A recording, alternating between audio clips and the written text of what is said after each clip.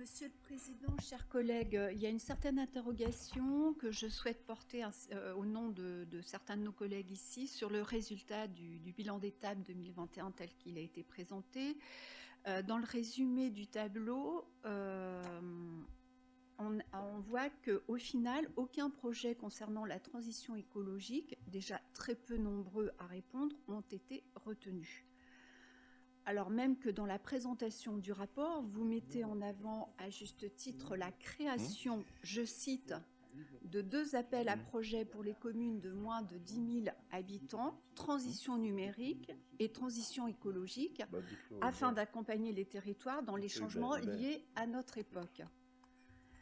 Alors, je ne reviens pas sur tout ce qu'on a dit tout au long du début de cette session, les catastrophes climatiques de cet été, le rapport de GIEC sur l'évaluation des actions après l'évaluation de 2013, les conséquences du changement climatique, et ça, c'est de plus en plus concret sur notre territoire.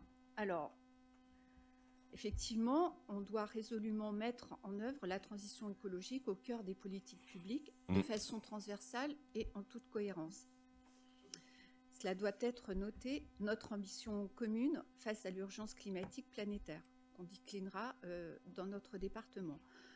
Alors, je ne veux pas faire ici de procès de mauvaise intention, Monsieur le Président et chers collègues, étant nouvel élu dans l'Assemblée. Et je connais les actions comme l'aide à l'achat du vélo à assistance électrique qu'on vient d'évoquer.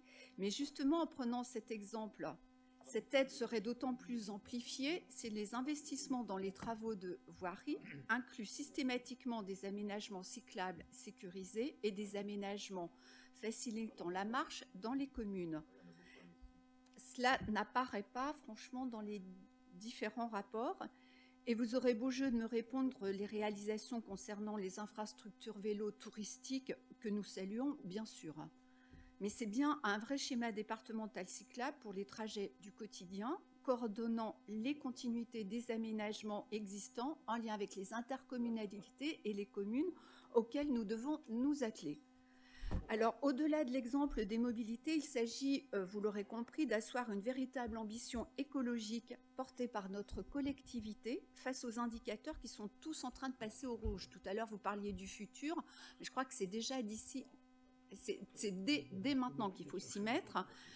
Le vrai enjeu, c'est effectivement l'acceptabilité et l'acception par l'ensemble de nos concitoyens dans les politiques publiques que nous mettons en œuvre face à la fragilisation de la ressource en eau, de la biodiversité, l'intensité des épisodes météorologiques au-delà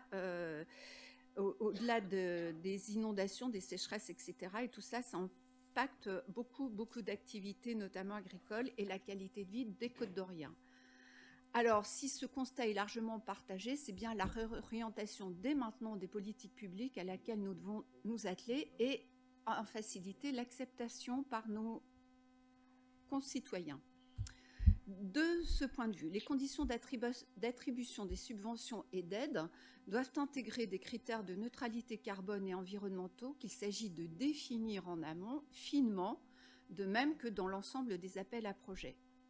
Nous le savons, il y a déjà beaucoup d'actions, on ne part pas de rien, à l'initiative des citoyens, des associations, des acteurs socio-professionnels, des communes et des intercommunalités qui vont dans ce sens. Et l'enjeu, c'est maintenant qu'à chaque échelon, tout cela soit coordonné et amplifié. Et c'est un des rôles majeurs que peut assurer notre collectivité.